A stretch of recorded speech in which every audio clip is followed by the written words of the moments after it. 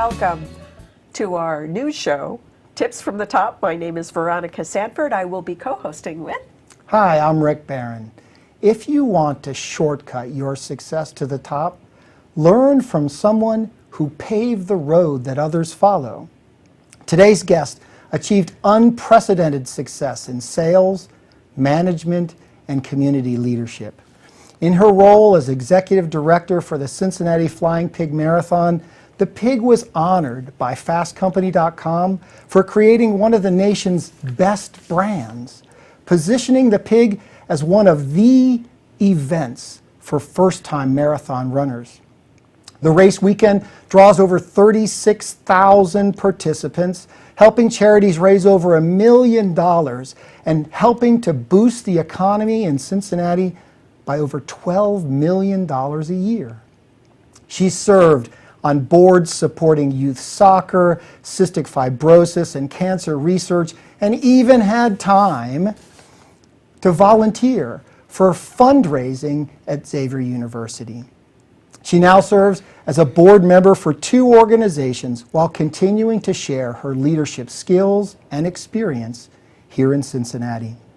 She's a native Cincinnatian who's built her success on the effective use of relationships with leaders in business and the community. Here to share her tips from the top to shortcut your path to success is Iris Simpson-Bush. Hi, Iris. Hi, Rick. Veronica. Welcome. Thank you. What an auspicious introduction. I'm happy to be here. We're glad to have you. Thanks. Iris, if you would please help us understand the size of the team that it takes to put on an event like the Flying Pig Marathon. Well, we have grown through the years. We have 5 full-time staff members. We work on the event year-round. We have an additional 6 seasonal they're subcontractors who join us, and they typically come on board in January and work through the May event.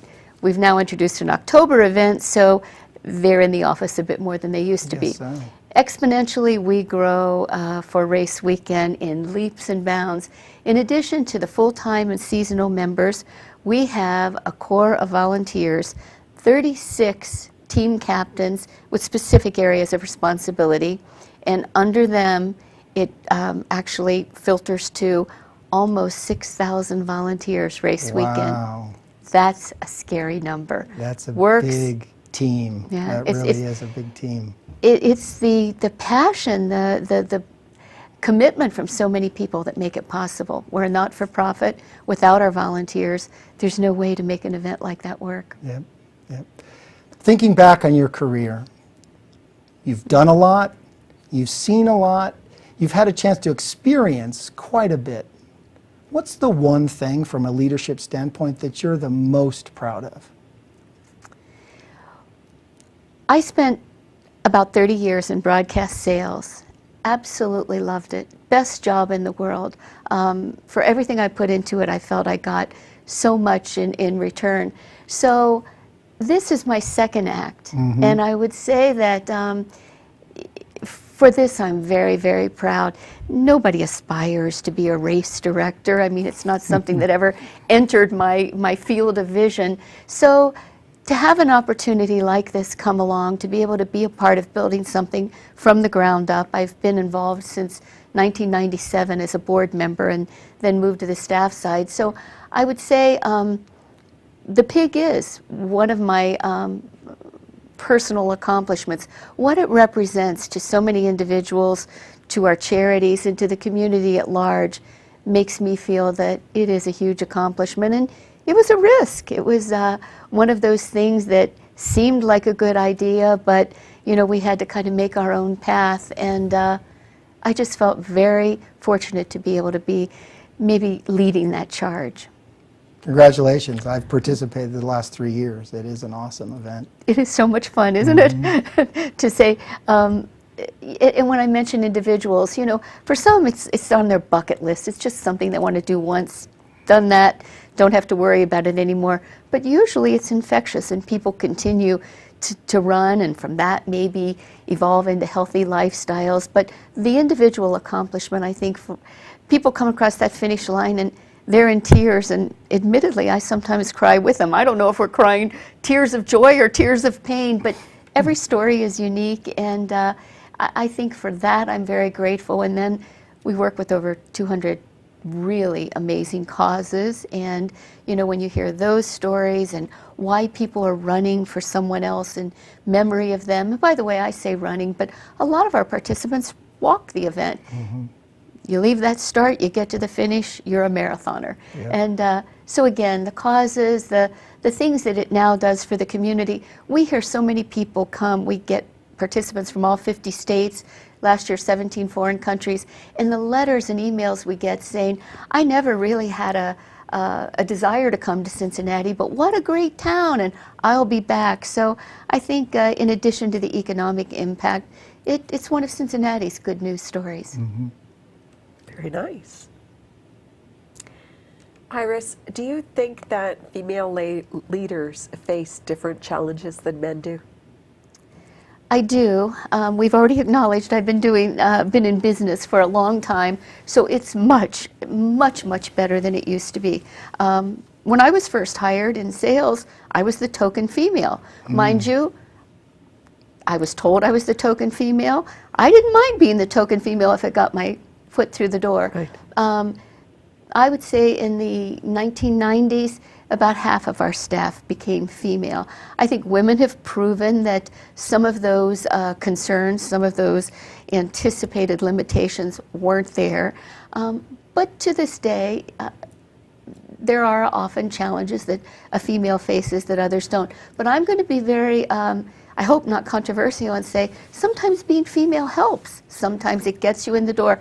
Again, I'd hearken back to the token female status, but I think now in our society we're really striving to be a lot more inclusive, and sometimes there are quotas to have females.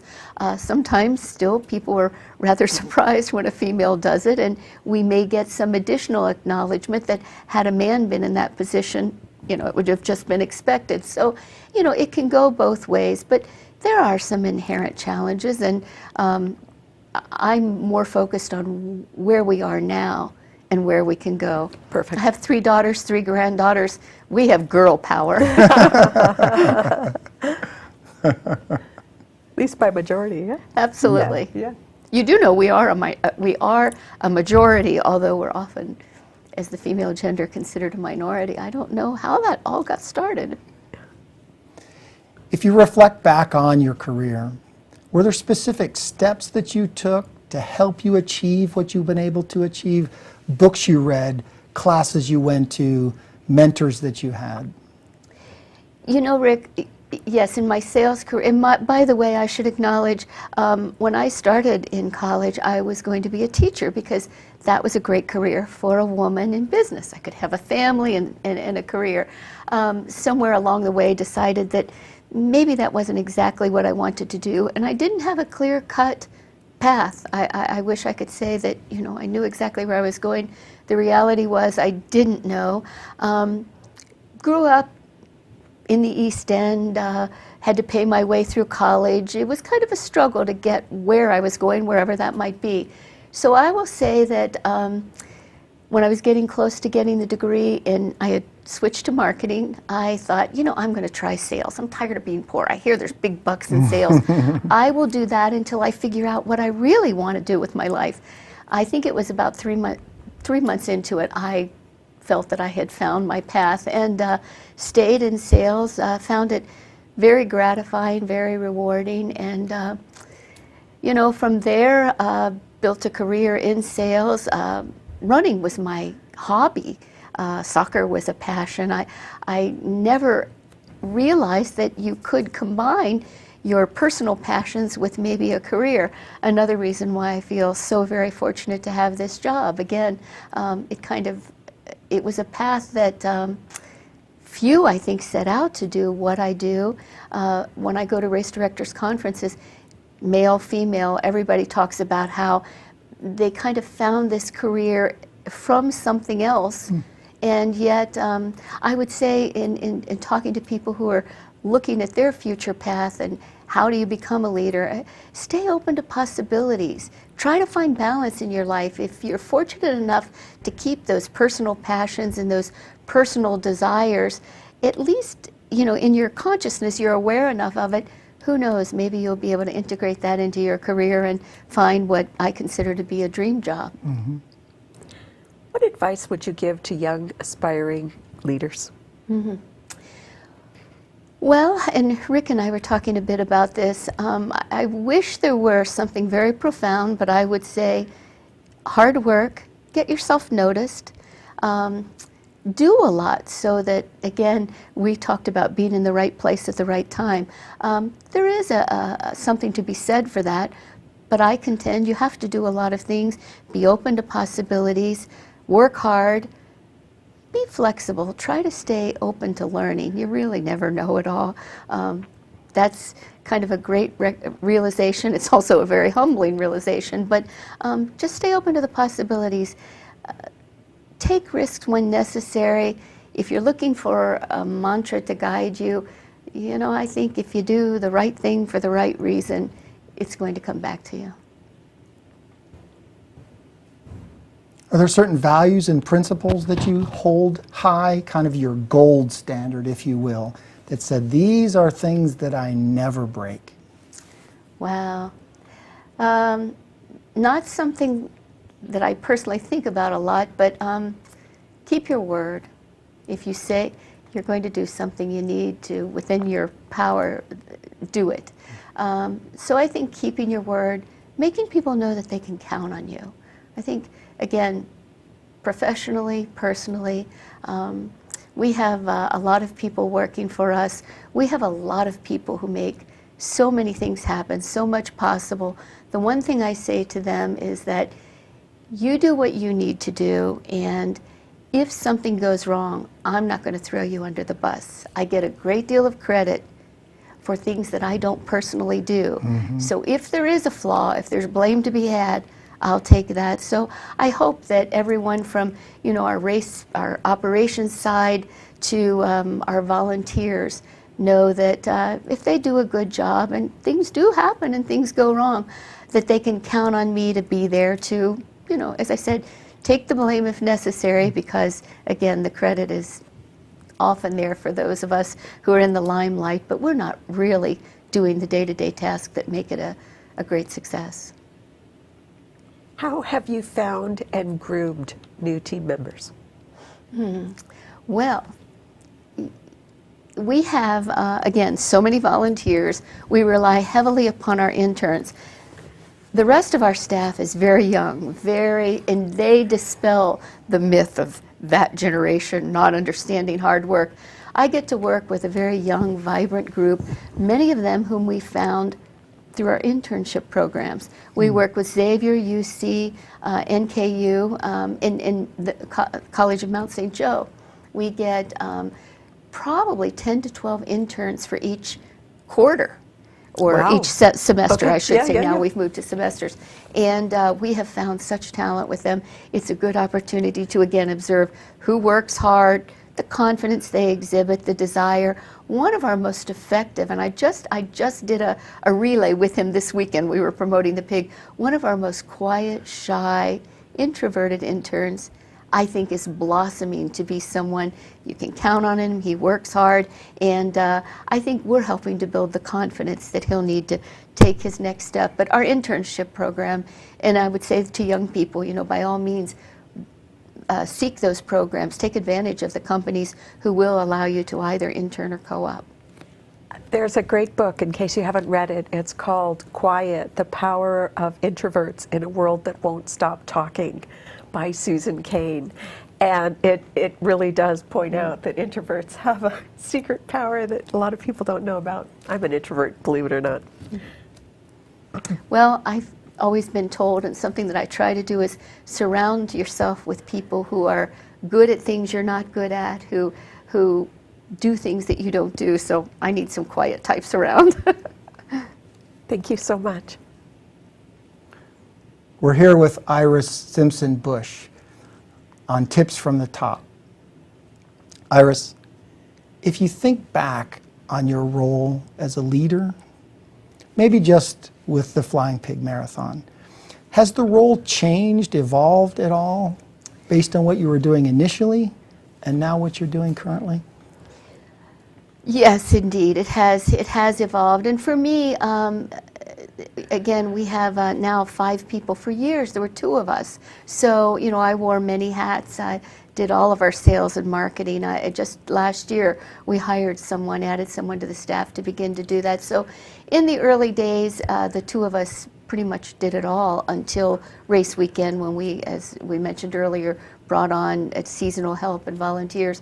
So my role has definitely changed. I find that oftentimes now, my oversight, you kind of get a broader view of what everyone else is doing, because there is so much more happening. The first year we had a full marathon, the 4-person relay, and the piglet for children. Now we have a half, a 4-person relay, 10K, 5K. In fact, other race directors ask me, how do you make all of that work? And we just do. Nobody ever told us we couldn't, so we just do.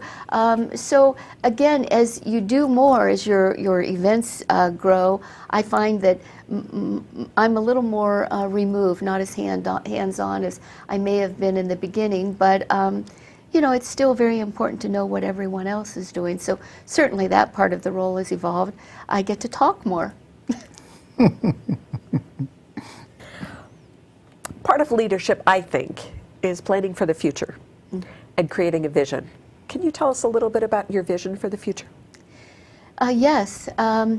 Running has experienced, just in my lifetime, 2 really big booms we're in the midst of, and it still seems to be growing. You can look around greater Cincinnati and in our hometown see the number of people who are out running. So the growth is there, the market is there to be had, but it is a multi-billion-dollar industry now. There is a marathon or a run, even in our own town, a run every weekend. I would say from March through November, there's a run to sign up for every weekend right in our marketplace. Every major city around us has a marathon, a half marathon. The competition is intense. So in order to grow, in order to sustain ourselves, some of the things we have done, I mentioned adding more events for race weekend. We literally have a diaper dash on Saturday morning, and we have now an incremental program a lot of people don't know about. We have over 6,000 youth who run the 25 miles the months leading up to the event. We give them a hog log. They log their nutrition. We do it in collaboration with the public library, so they read, they actually monitor themselves and come and join us race weekend, do their 26-mile and finish under the same banner the marathoners are going to use on Sunday. That program, again, one could say, well, we're recruiting runners for the future, but I do think it's a way to help our children understand the importance and enjoy exercise and moving. So that, of course, continues our growth, but you're giving me the opportunity to mention an upcoming event that we're very excited about. October 11th, we'll be introducing the Queen Bee. It's a female-themed half marathon. For whatever reason, women love that distance. Most half marathons have over 70% females participating. They're cropping up in cities all over. So we felt that we would take the model of the pig. So the Queen Bee is a not-for-profit. It's raising money for several, I think, very good female causes, and we believe will grow and be another economic win for our city. So we're growing in that respect as well. We have an initiative called Team Wellness.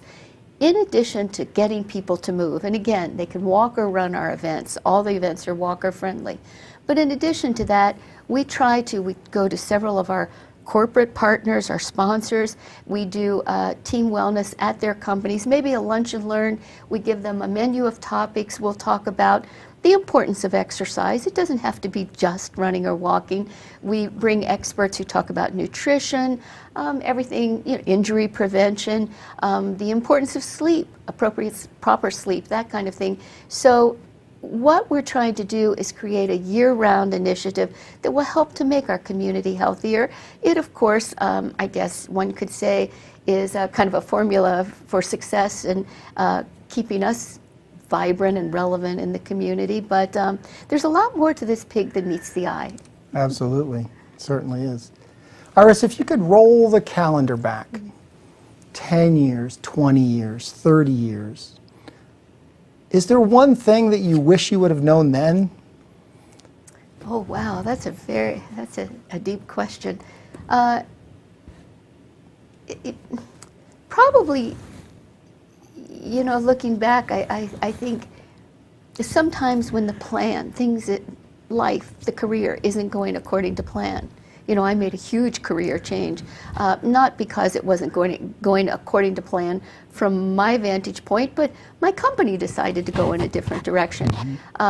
So I would say, if I could turn the calendar back, it would have been I would have been a lot less anxious had I known to have the faith that, again, if you keep doing the right things, keep moving forward, I hope that doesn't sound trite, but just believe that if you're doing the right things, good things are going to come back to you. I went through, you know, a lot of angst and concern about changing careers that I couldn't imagine. I knew I could find another job. I was very confident that I would get and I got job offers. But my fear was it wouldn't be something I loved as much. I didn't want to have to go back to working just a job. And I had a lot of those during college. So if I could have known that good things still await. So I try to, you know, again, I don't mean it to sound Pollyanna-ish, is that a word? But yeah, if I could turn back the clock and have known this is just the first step on this great new adventure that's going to be equally, perhaps even more rewarding. So maybe to summarize, have faith and keep moving forward. Absolutely, yeah. Iris, I have to ask, because I didn't grow up in Cincinnati, where did the name Flying Pig come from? In the 1800s, Cincinnati was known as Porkopolis. Our meatpacking industries were so prolific. They would literally, surrounding farmers would bring their pigs, their hogs, to market down on the riverfront, get them off the boats and run them through the streets to the stockyards. That's how we got the name Porkopolis. Back in '97, Bob Coughlin, he's the CEO, the owner of Paycor. Bob had this vision to bring a marathon to Cincinnati. He'd been running with Team in Training, raising money for their organization, running marathons in cities all over the country. And he said, well, Cincinnati needs their own marathon. So it was Bob's vision that really began the marathon. The folklore for the Flying Pig is, and I wasn't at this table, but a smaller group of some of his employees and friends were sitting at a bar one night trying to come up with an appropriate name. He was sure he was going to do this event, so what shall we call it? And they were throwing out, you know, the Cincinnati Marathon, a number of things, and writing the names down on bar napkins. Somebody said, well, you know, Cincinnati is known for its pig heritage. Let's call it the Flying Pig. And everybody's laughing hysterically, and then it was like, well, wait a minute.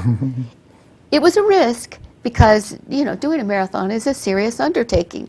And we knew we wanted people to come from elsewhere. Cincinnatians might get that pig connection, but will others? So they decided, and I early on was told it was going to be called the Flying Pig, and it was like, really? Well, that's cute, but will people take us seriously? That was one of my concerns. Well, as it turned out, we came on the scene at a very good time. We were one of the first thematic marathons in the country. There are several of them now. But we put on a very serious event with more support, as much support, and I would say in these days more support than they get anywhere, and we have fun doing it. So the risk of calling it the Flying Pig to tie into Cincinnati's heritage turned out to be one of the best brand. Runner's World even said we were one of the best named marathons in the country. So again, another example of sometimes if it feels right, just do it. I thought it had something to do about when pigs fly. Well, Like, I'll run that race when pigs fly. Veronica, interesting you should say, because yeah, that was part of it. You know, they have to do the training, but if they believe they can do it, we'll help make it happen. One of our best-selling pieces of apparel does say, "I'll run a marathon when pigs fly." I think the spouses or the significant others buy that. Thank you. Iris, comment for us, if you would, on the role that leaders have in passing the baton through mentorship. That's very timely for me. You know, we've kind of referenced, I've been around for a while and involved with the pig since its early beginnings in '97. I was the sales manager at Channel 9 and read that somebody was trying to bring a marathon. I'd run a few. I was so excited personally, and I thought the station should get involved. So I placed the call, was asked to be on the board, and you know, the rest is kind of my personal history. I'm reaching that point in time where there is benefit in having been involved so long. I can bring things in terms of the archives and the memory and the experience. You know what certain things, what one action will get. But I do have to look at who, is it time to pass that baton? I kind of kid and say, I hope I'll know before everyone else does. But to that end, I mentioned a young and very engaged staff. We are currently, the board of directors and I, working on a plan. I won't say it's necessarily a 3-year, 5-year plan. Some of that's in the good Lord's hands, but I would say that it's very important, and I love this event. I love the opportunity I've been given, so I of course want to share it with hopefully the right person. I think we're in a very good situation in that even within our own ranks we could have some people who could quite easily take that baton and take the pig to where it needs to go, keep it flying. It's extremely important. It's something that we're actively looking at this point in our history and development. Iris, we don't have much time left. Can you tell us, what is your ask? What do you need? What do you need help with? If you had one thing to get from this opportunity, what would it be? Well, I have to say that the volunteers come in droves. Most things work very well for us. As a not-for-profit, we're trying to raise money. We raise money for other charities. That's our goal, that's our role. So in our corporate community, that's what I'm usually asking for. The city has been great about their support. We get, I think, pretty much what we need. The more our corporate sponsors back us, the more we can do for our charities. So that's the ask, that's the need. And I guess the desire is that everyone in the greater Cincinnati area can be proud of their hometown marathon, whether they're running or not. It's still your marathon. Thank you. Very nicely done. Thank you. Thank you so much for joining us It today. was a pleasure. Thanks. You've been watching Tips from the Top with the Cincinnati Flying Pig Marathon's Executive Director, Iris Simpson-Bush. I'm Rick Barron. And I'm Veronica Sanford. Thank you very much for joining us today. Hope you'll join us again for our next episode.